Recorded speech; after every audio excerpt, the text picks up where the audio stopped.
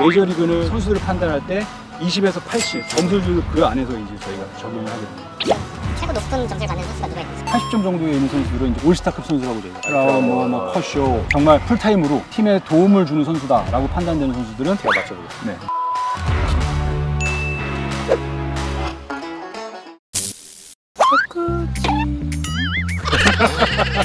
안녕하십니까 선수 여러분.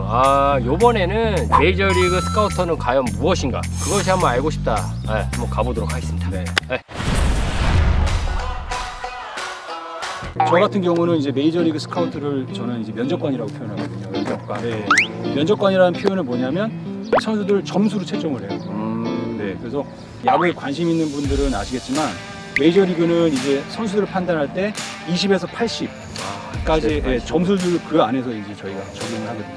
80에 가까울수록 그렇죠. 상위 점수. 그렇죠. 네. 그게 가장 중요한 부분이고 50점이 이제 메이저리그 기준으로 풀타임 에버리지 선수, 그러니까 평균 선수라고 저희가 판단합니다. 그러니까 50점을 주면 선수들은 이렇게 생각할 수 있어요. 정말 낮은 점수냐 라고 생각할 수 있는데 50점이라고 하면 정말 큰 점수고요. 예를 들어 뭐 양현종 선수나 뭐 김광현 선수, 그 선수도 모두 50점 이제 언저리에 있는 선수들입니다. 유현진 선수는 예를 들어서 이 선수는 50점 이상 60점, 70점을 줄 수 있는 선수고. 지금 최고 높은 점수를 받는 선수가 누가 있는지. 지금 이제 그 80점은 솔직히 80점 정도에 있는 선수들은 이제 올스타급 선수라고 저희가 표현해요. 브라운. 그렇죠. 브라운, 컷쇼, 오타니 80점 뭐 이렇게 다 보고요.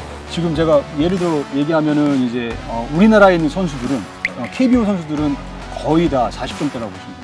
아까 50점은 이제 풀타임 메이저리그라고 말씀드렸잖아요. 예, 그러면 40점이면은 이제 그 트리플 A나 이제 뭐 더블 A 정도의 이제 선두수하고 이제 저희가 판단하는 거죠. 예. 그래서 이제 메이저리그는 우리가 점수를 매길 때 가장 중요한 부분이 저희 표현은 이제 프레젠트, 현재와 퓨처, 그러니까 미래의 점수를 항상 놓게 돼 있습니다. 가장 중요한 부분이고요. 그 부분을 이제 파악하는 일이 이제 MLB 스카우트고. 그러면 우리나라에서 좀 점수가 높다라고 조금 판단이, 그냥 이건 뭐 개인적인 거니까 누가 있을까? 투수 한 명 정도와 타자 한 명 뽑는다면 투수 한 명하고 타자 몇 명. 뭐가 있을까요? 혹시 곤란하시면 아니요, 저 지금 곤란한 게 아니라 이거는 뭐 지금 냉정하게 말씀드리면은 KBO에서 어린 선수들 빼고는 솔직히 지금 50점 이상을 줄 만한 선수들이 없습니다. 네, 그건 이제 대부분 이제 40점대의 선수들이 대부분이라고 보시면 되고요. 근데 타자 같은 경우는 이제 메이저리그에서 정말 풀타임으로 팀에 도움을 주는 선수다라고 판단되는 선수들은 제가 맞춰보겠습니다. 네, 이정우. 맞습니다. 이정우, 강백호. 많은 분들도 뭐 예상을 하실 거예요. 예상하고 스카우트들도 그러면 그렇게 보고 있다는 거고, 야구를 좋아하시는 분마저도 어느 정도 관심 있고 그 선수들이 이제 통할 거라고 생각을 하잖아요. 하지만 이제 스카우트들은 그 안에서 이 선수를 영입하기 위해 가지고 있는 능력이라든지 이런 걸 더 세부적으로 판단을 하죠. 세심하게. 이제 그 두 선수의 아주 타자로서의 특징은 뭐냐면 이정우 같은 경우는 항상 이 중심축이 안 무너지는 선수. 이것은 곧 미국에서도 그대로 연동이 돼서 에버리지 이상을 할 수 있는 선수다라고 판단합니다. 그리고 강백호 같은 선수 같은 경우는 공의 배트 스피드가 강하기 때문에 그런 것들이 미국에서도 분명히 통할 거라고 판단을 해서 높이 평가했습니다.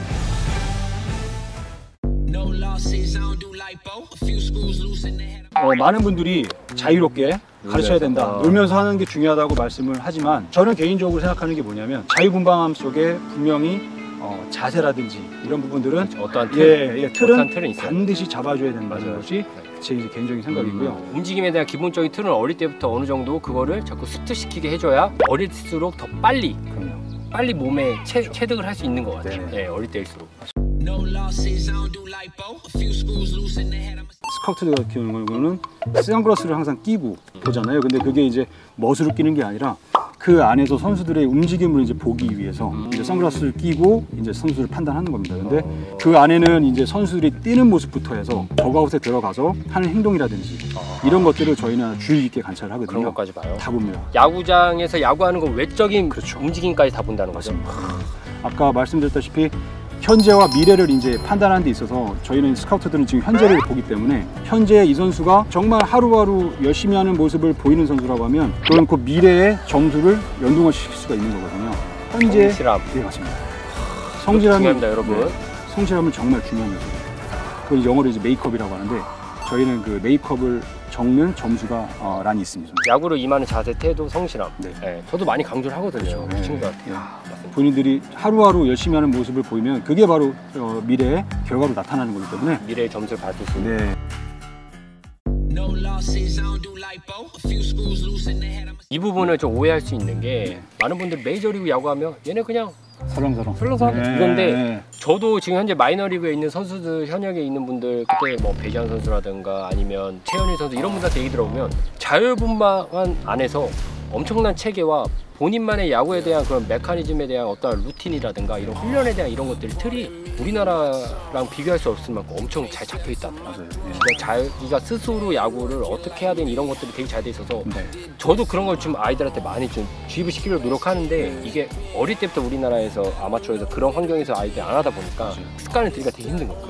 자율성 속에서 이제 본인이 이제 하루하루 꾸준하게 루틴대로 훈련하는 그런 모습, 그 안에서 분명히 좋은 선수가 나오거든요.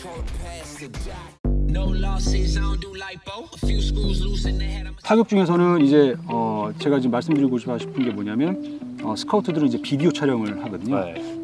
투수 같은 경우는 이제 오픈 사이드라 그래가지고 정면으로 선수를 보는 그 자리에서 비디오를 촬영하고요. 타자 같은 경우도 오픈 사이드라 그래가지고 정면에서 찍는 비디오를 항상 필수적으로 찍게 돼 있어요. 중점적으로 보는 부분들이 이제 중심을 지키면서 타격을 하는지 이런 부분들을 저희는 기술적으로 판단을 합니다. 그래서 타격 메커니즘을 가장 많이 보고 공을 정말 강하게 그리고 때릴 수 있는 능력, 순간적으로 배트 스피드를 강하게 나올 수 있는 그런 능력이라든지 그런 것들을 판단하기 위해서 이제 블라스트 머신이라든지 투수는 랩소드 이런 걸 활용해서 그 선수의 현재의 모습을 저희가 눈으로 확인할 수가 있잖아요.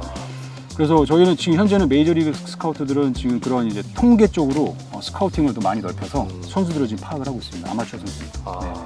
그러니까 지금 사실 여러분 중요한 게 중심축 말 그대로 이렇게 움직이지 않는 거네. 근데 중요한 건 타자로서 140이라든가 다양한 공을 칠 때도 그게 무너지지 않기 위해서는 어떤 걸 해야 되는지가 더 어렵고 중요한 거예요. 그렇죠. 그런 거를 저와 여기 배우러 오시면 됩니다. 저희가 많이 알고 있습니다. 코치님하고 저한테 배우러 오시면 됩니다. 그 길로 가기 위한 훈련들이 가장 중요하고요. 그래서 훈련 프로그램이 정말 중요하다고 저는 판단합니다. 코치라고 하면 그 훈련 프로그램을 어떻게 매일매일 바꿔가면서 그 부분에 있어서 갈 수 있는 방향으로 가는지에 대한 포커스를 맞춰서 모든 프로그램을 짜는 게 가장 좋은 코칭이라고 생각합니다. 지금 미국에서도 회전수에 대한 중요한 어떻게 보면 이슈?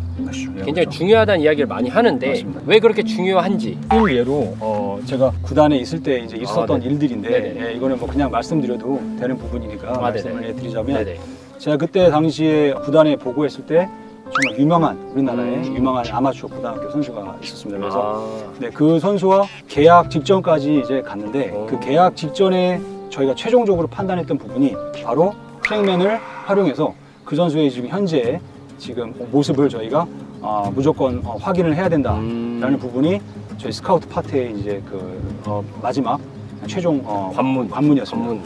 계약을 성사 직전에 저희가 그 데이터를 확인한 결과 저희가 원하는 데이터에 추출이 되지는 않았습니다. 그래서 그 부분이 가장 컸던 부분이 회전수였습니다. 회전수였고 그때 당시에 회전수가 2000대. 아니요, 원하도 회전수는 2300, 400. 그러니까 메이저리그 평균 수치보다 높은 데이터를 저희가 원했었고요. 그런 부분들이 이제 좀 간단한 회전수라고 얘기할 수 있지만 그 회전수 부분이 그 선수가 얼만큼 공에 전달하는 능력이 좋은지를 저희가 알 수 있는 거거든요. 그 부분들을 확인하고 저희가 그때 당시에 그 부분으로 인해서 선수와 계약금이 책정이 바로 다운이 됐고요.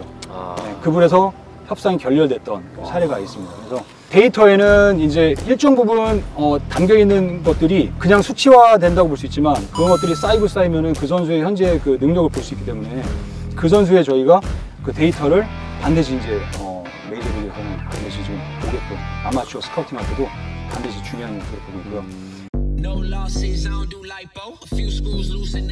그래서 직구의 회전수를 높이기 위한 훈련이 정말 뭐 따로 있다거나 정말 그 새로운 비법이 있는 건 아니거든요. 제일 중요한 거는 훈련들을 본인들이 알고 코치님들을 통해서 그 훈련들을 주기적으로 지속하는 거. 그렇죠. 지속성이 제일 중요합니다. 지속성. 루틴입니다. 그래서 꾸준하게 할 수 있는 선수들이 솔직히 많지 않고요. 제가 가르치는 강민 선수 같은 경우도 처음에 1800 정도의 1900 정도의 회전수를 부렸지만 지금 거의 2600대까지 올라왔던 이유는 다른 게 없었습니다. 정말 훈련을 꾸준히 지속적으로 했던 선수거든요. 꾸준하게 하다 보면 분명히 성과를 얻을 수 있고요. 제가 아까 메이저리그 스카우팅 기준이라고 말씀드린 게 선수들이 그 기준에 대해서 잘 몰라요. 근데 이제 알 수도 없고요. 솔직히 면접관이라는 사람이 회사에 들어오는 방법을 이제 알려주는 건데, 그래도 선수들이나 좋은 선수가 되기 위해서는 내가 이러한 부분들을 내가 하면 프로에 들어가서 내가 야구를 할 수 있다 라는 거 알고 하는 것과 모르고 하는 것은 차이가 분명히 있거든요. 내 장단점이 무엇이며 내가 이 부분에 집중을 해서 점수를 더 많이 얻기 위해 노력을 한다던가, 이런 자기의 장단점을 파악을 해서 그 부분에 집중해서 어떻게든지 프로에 들어갈 수 있도록 그렇게 노력하는 것들도 되게 중요한 부분이에요. 마지막까지 오늘 좋은 말씀 너무 감사하고요. 이 내용을 통해서 많은 우리 또 프로와 또 메이저리그의 꿈을 꾸고 있는 우리 어린 친구들이 조금 좋은, 긍정적으로 많은 좀 자극을 받았으면 좋겠어요. 어떻게 스카우트가 됐는지 신기할 것 같아요. 선수 출신이었습니다. 부상을 당한 후에 이제 은행에 다녔었거든요. 그래서 10년 동안 회사원처럼 생활을 하다가 저한테 기회가 왔습니다. 볼티모어라는 구단에서 과감하게